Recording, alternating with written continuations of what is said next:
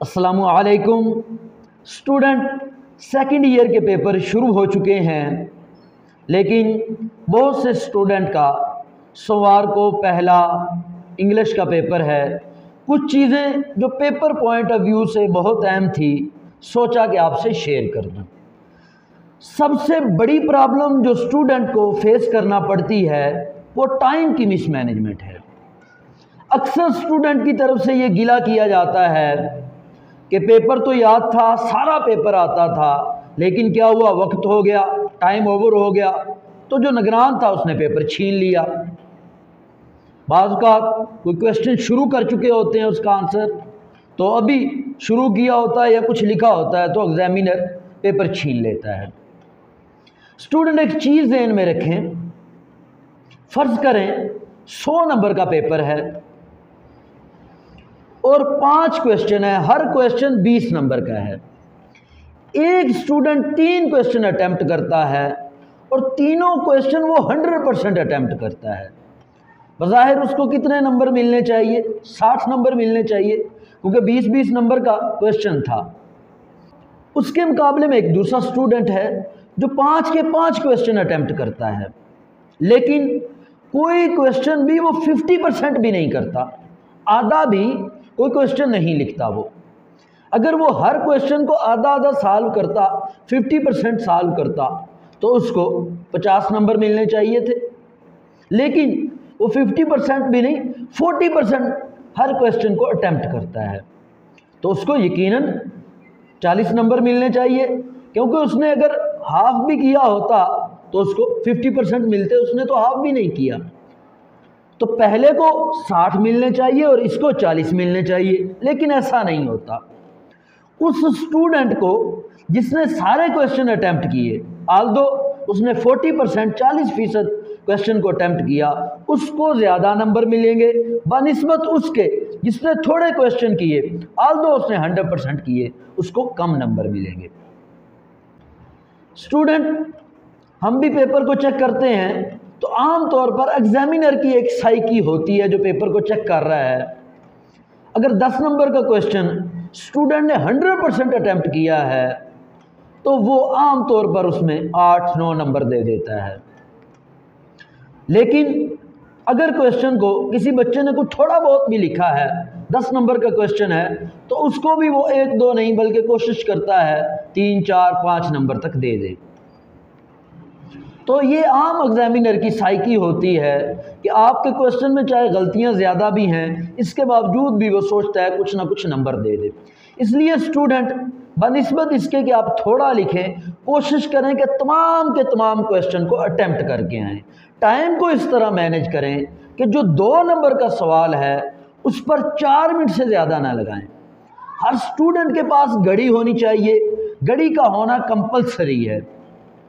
Aldous बाज़ का examination hall में घड़ी मौजूद होती है, लेकिन अक्सर औकात मौजूद नहीं होती, और बाज़ औकात घड़ी होती है लेकिन वो पीछे दीवार पे लगी होती है।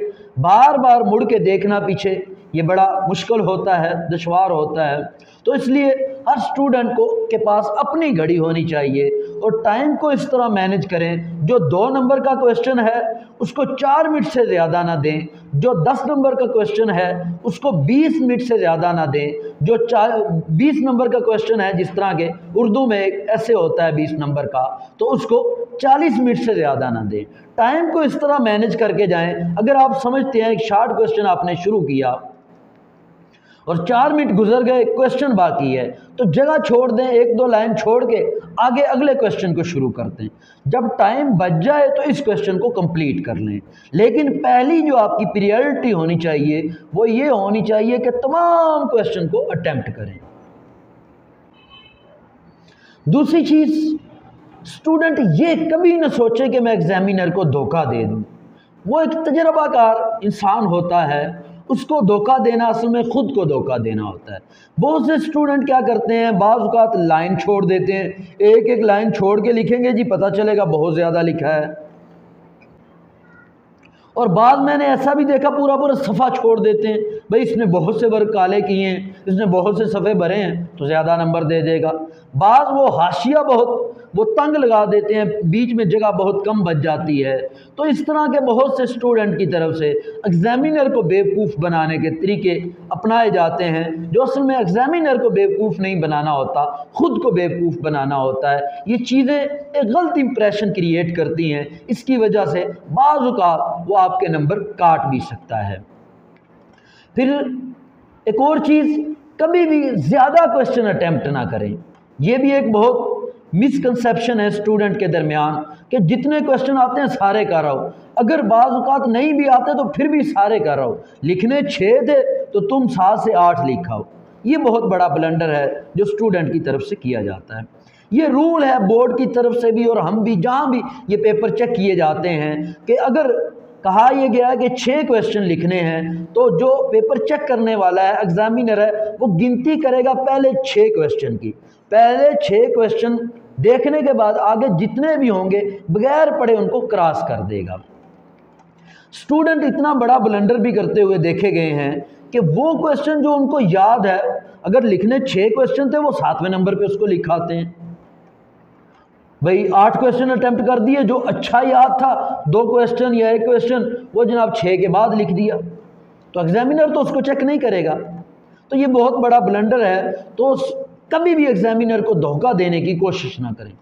जितने क्वेश्चन कहा गया है उतने ही अटेम्प्ट करें, और एग्जामिनर के लिए जितनी आसानी हो सके पैदा करें।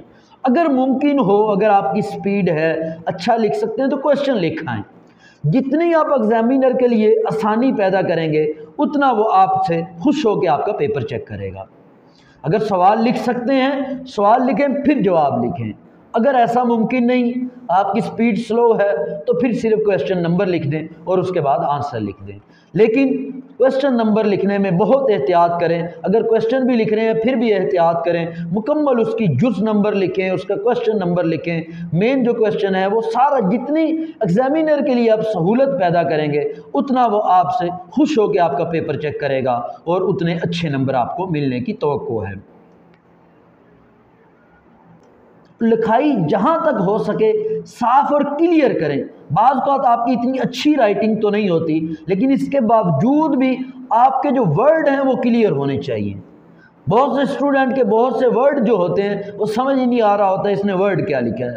तो एग्जामिनर के पास इतना टाइम नहीं है कि वो आपके वर्ड पे इतना गौर करे कि इसने क्या लिखा है और क्या नहीं लिखा। तो इसलिए उसके लिए जितनी सहूलत पैदा कर सकें वो करें। जॉइंट राइटिंग से बचें। अगर आप समझते हैं कि जॉइंट राइटिंग से कोई लफ्ज़ ऐसा है जो एग्जामिनर को नहीं समझ आएगा, तो इस चीज़ से कतन बचें कि कोई भी लफ्ज़ ऐसा ना लिखें या उसको जॉइंट करके मिला के ना लिखें कि एग्जामिनर को समझ ना आ सके। एक और चीज़, MCQs के लिहाज से, ऑब्जेक्टिव के लिहाज से वो जहन में रखें, ख़ास तौर पर इंग्लिश के पेपर में। अगर आपको आंसर 100% आता है, फ़र्ज़ कर लो आपको पता है इसका आंसर ए है, तो तब ए को सर्कल करें, उस पर क्लिक करें। अगर आपको 100% उसका आंसर नहीं पता तो फिर ऐसा ना करें। बाज़ स्टूडेंट को मैंने देखा है कि उनके हमने ऑब्जेक्टिव चेक किए, एक भी सही नहीं होता। एक उसने ए लगा दिया, दूसरा बी, तीसरा सी, डी, आगे पीछे करके लगा दिए। जब पेपर चेक किया तो सारे के सारे गलत थे। आप सबसे पहले ऑब्जेक्टिव हल करते हुए ये काम करें, जो आंसर आपको 100% पता है पहले उसको सर्कल कर लें। जो बाकी बच जाते हैं तो एक ही ऑप्शन को क्लिक करें, एक ही ऑप्शन को सर्कल करें। देखो 4 उसने ऑप्शन दिए हैं, A, B, C, D। तो 20 नंबर के ऑब्जेक्टिव होते हैं, तो हर ऑब्जेक्टिव में वो यकीनन 5 A देगा, 5 B देगा, 5 C देगा और 5 ही D देगा। लेकिन बाज़ का ऐसा नहीं होता, कोई A को ज़्यादा बढ़ा देता है, मतलब D उसने 6 दे दिए या C 6 दे दिए। लेकिन आप ऐसा करें कि या तो B सारे उनको सर्कल कर लें, उनको क्लिक कर दें, तो ये होगा कम से कम अगर 5 नंबर ना मिले 4 तो मिल जाएंगे। ये बड़ी बात होती है कि अगर आपको 4 नंबर मुफ्त में मिल जाएं। स्टूडेंट बहुत बड़ा ब्लंडर करते हैं, ये आम तौर पर हमने पेपरों में देखा है कि वो आगे पीछे करके कोई ए, कोई बी, कोई सी, तो सारे के सारे गलत हो जाते हैं, या 20 में से वो 1 या 2 नंबर ही हासिल कर सकते हैं। पहली प्रायोरिटी तो आपकी ये होनी चाहिए, जो आपको आता है उसको सर्कल करें। फिर एक और चीज़ ये करें ऑब्जेक्टिव के लिहाज से, बाज़ का जो सबसे रॉन्ग क्वेश्चन होता है वो भी आपको हेल्पफुल होता है सही की तरफ जाने में। मिसाल से समझें, उसने 4 ऑप्शन दिए A, B, C और D।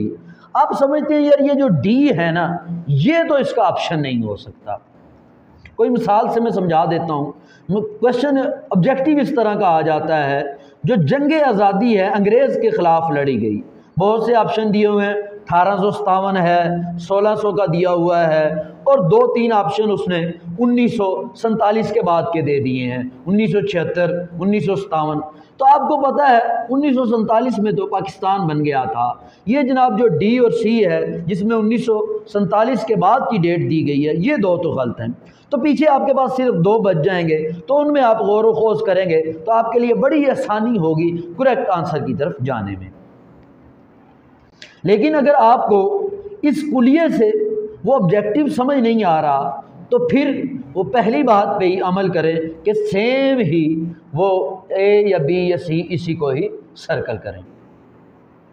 फिर स्टूडेंट कोई भी क्वेश्चन है, ख़ास करके इंग्लिश के जो ऐसे हैं या कोई लॉन्ग क्वेश्चन 10 नंबर का है, 15-20 नंबर का है, तो उसमें एक चीज़ को ज़हन में रखें, प्रॉपर बिगिनिंग होनी चाहिए, प्रॉपर आपकी एंडिंग होनी चाहिए।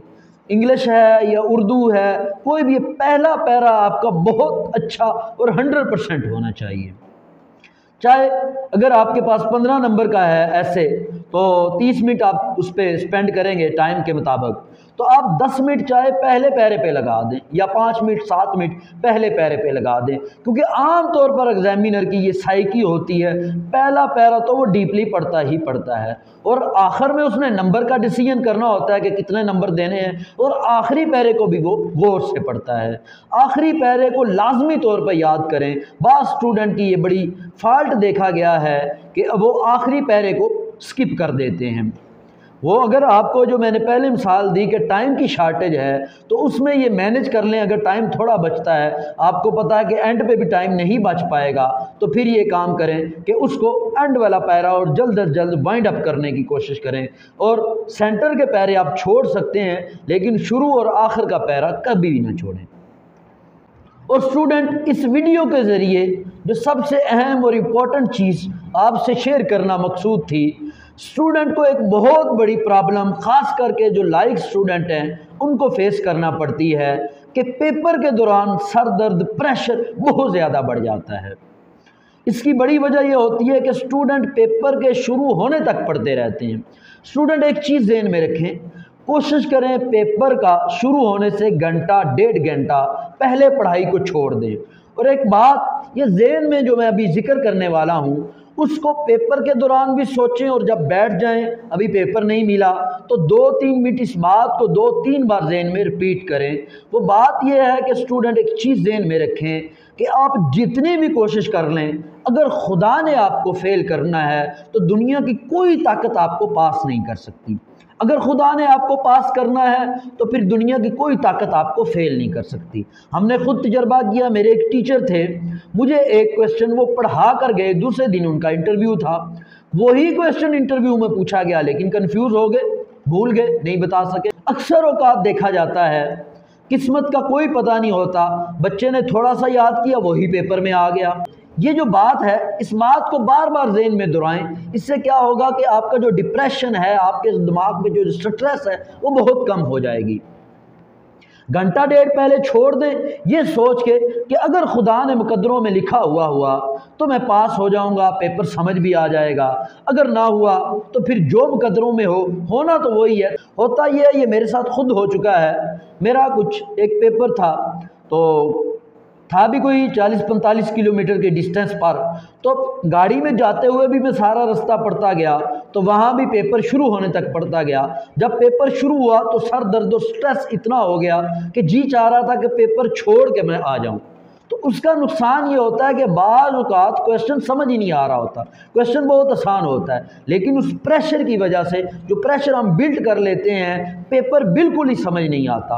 और समटाइम ऐसा भी होता है, अभी इंग्लिश का पेपर है सोमवार को, बच्चों को मिलेगा, उन्होंने देखा पहली नज़र ही उनकी ऐसे पे पड़ गई, देखा कि सारे के चारों ऐसे वो थे जो आपने तैयार ही नहीं किए, तो एकदम प्रेशर दिमाग पे बिल्ड हो गया। तो बाकी क्वेश्चन जो आते भी थे वो भी कंफ्यूज करने लगते हैं, समझ ही नहीं आते। यार ये क्या है, समझता है यार ये पेपर तो सारा आउट ऑफ सिलेबस आ गया, ये मेरी बस की बात नहीं है, तो सर दर्द और पेपर हल ही नहीं सही कर पाते।